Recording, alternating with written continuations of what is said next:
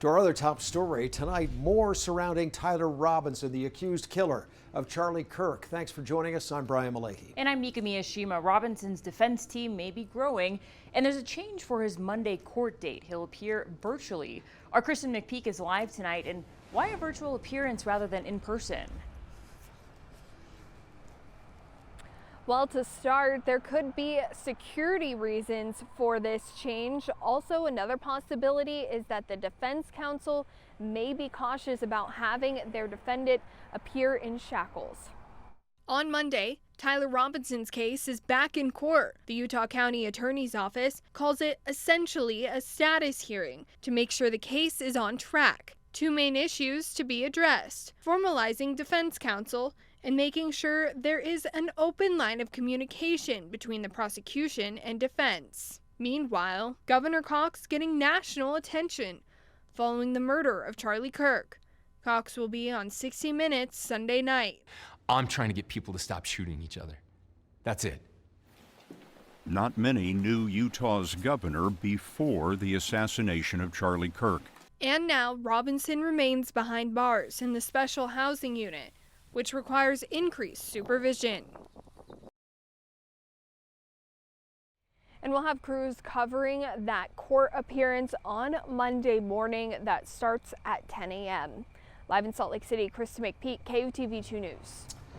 Okay, Kristen, and Tyler Robinson's defense will likely not be cheap, and taxpayers in Utah County will pay for it. At least 3 attorneys could represent Robinson at the hearing on Monday. They're private lawyers, but will be paid with taxpayer money. The Utah County Public Defender's Office does not defend capital murder cases. This week, Utah County commissioners reportedly approved $1 million for both Robinson's defense and to hire more prosecutors. And you can stick with 2 News for coverage on the case. You can watch the governor's interview on 60 Minutes tomorrow right here on Channel 2 at 6 p.m. That will be right after 2 News at 5. Tyler Robinson, the man accused of killing Charlie Kirk on UVU's campus, is expected in court tomorrow morning. It will be a virtual appearance in Utah County. So what should we expect from tomorrow's court hearing? Our Natalie Wattis has more from a criminal defense attorney. And Natalie, what is she saying? Well, I'm told tomorrow's hearing is expected to be simple and quick, but the timeline for this case as a whole is expected to be anything but. Monday morning will be the first date that he gets to appear in court with his now appointed attorney. My guess is the court will just make sure that his attorney is willing to accept the appointment, place that on the record, and probably just set further dates for status conferences. Criminal defense attorney Sky Lazaro is not affiliated with the case, but weighed in on what we can expect the process of this highly publicized case to look like. I think there's probably some discovery that needs to be exchanged.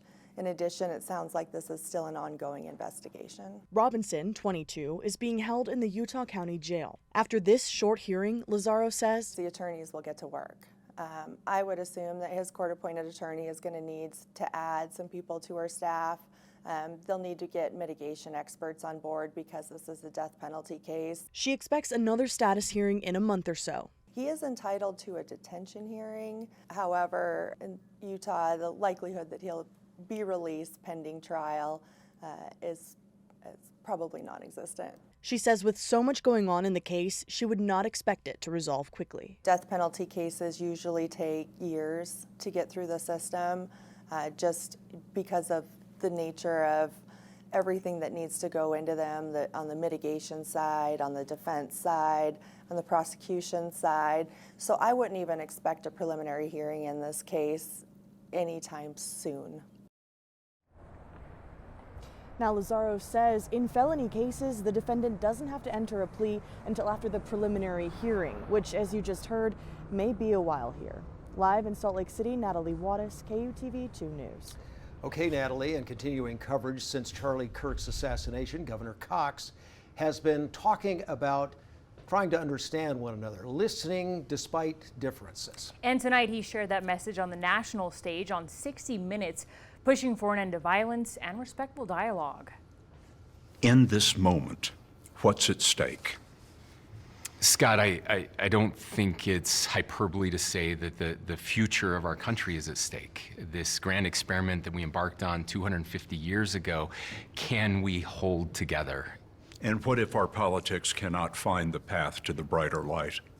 That's the question I always ask. When I hear people say that we're at war, I say, okay, and what? What does that mean? What is next? Who am I supposed to shoot now? Cox also returned to UVU, urging students to rely on themselves for change, not politicians. 60 Minutes asked if Cox might run for president, and he said he has no interest in a race for the White House. In southern Utah, about 100 people gathered in St. George tonight to sign a Peace Over Polarization proclamation. The statement was written by Washington County residents following the fatal shooting of Kirk at UVU. It calls for an end to celebrating violence, rejecting labels and stereotypes, denouncing abuse of authority, and promoting civil discourse.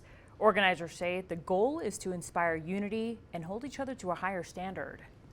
We got introduced to the world in maybe the ugliest way we could have, but the people here are standing up and showing what we're about and who we really are. And this kind of a gathering where the people of the county came together, put it together, and we're calling on each other to do better, to be better. People are voluntarily showing up on a Sunday. I think that shows people who we are. Attendees were asked to sign the document and urge lawmakers adopt the same pledge. Local, county, and state leaders all attended, including Congresswoman Celeste Malloy. She says grassroots organizing like this can help Southern Utah lead the way after tragedy. Council, regardless of who is watching, whether it is the nation or a single individual, we must fulfill our roles with integrity, civility, and diligence. I encourage each of you to give your very best to this case.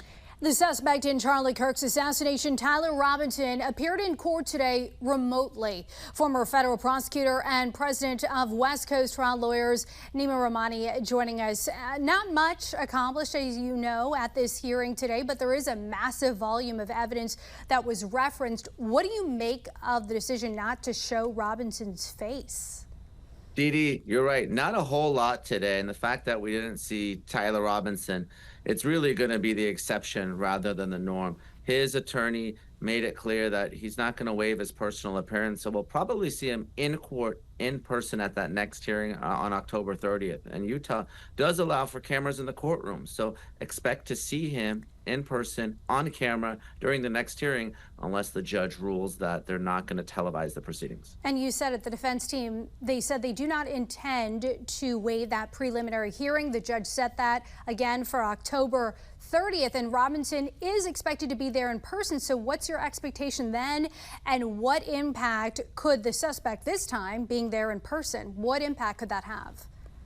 Dee Dee, to proceed to a felony jury trial, the prosecution has to do one of two things: get a grand jury indictment or go to a preliminary hearing. That's essentially just a mini trial before the judge, and the judge needs to rule that there's enough probable cause to move forward. There's certainly, like you said, overwhelming evidence in this case that Robinson was indeed the shooter, but it does tend to give the defense some information. So sometimes they won't waive the preliminary hearing, even though it's a formality, so they can get information from the prosecution about the case. Now, they still may try to work out some sort of deal to try to save his life, or they may end up pleading guilty altogether and just moving to the penalty phase and argue to the jurors then that he should spend the rest of his life in prison and not be executed. But at least for now, we're going to have a prelim very soon.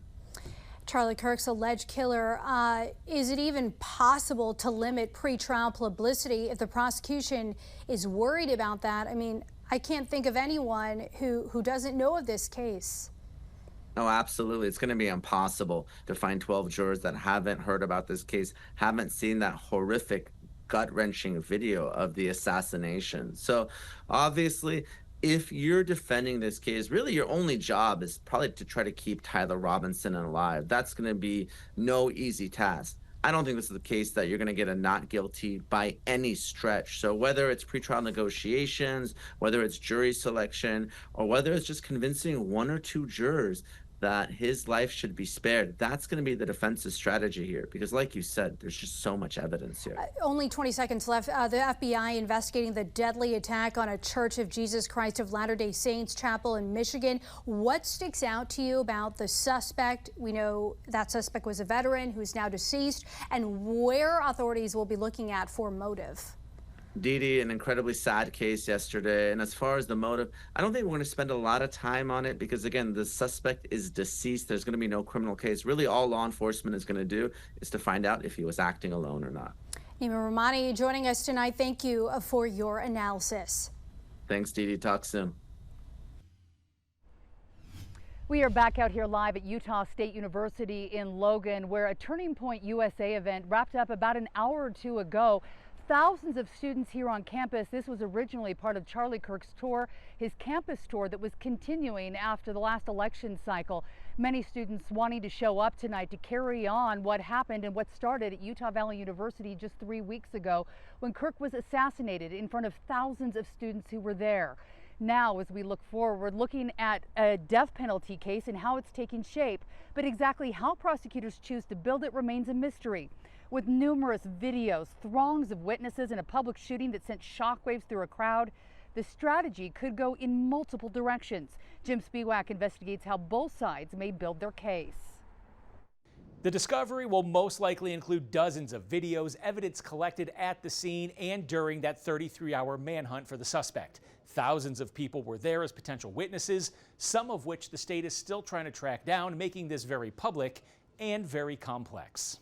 And we went into the amphitheater, and you could just see, all you could see was people. As the vice president of TPUSA's UVU chapter, Beck Dishman was excited to see Charlie Kirk in Utah. Just electric, the atmosphere, and that's what Charlie got to experience. So I'm very grateful for that. But shortly after, everything changed. Beck was working a volunteer tent about 100 yards away and didn't see the shot, but heard it. I thought it was a firework. Everyone was going to stand back up in a second.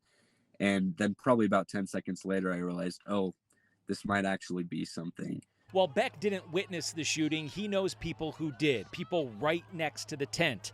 And it's witnesses like that that prosecutors may want to interview as they build their case against Kirk's suspected shooter, Tyler Robinson. The person that was at the microphone was not too far away from that bullet path.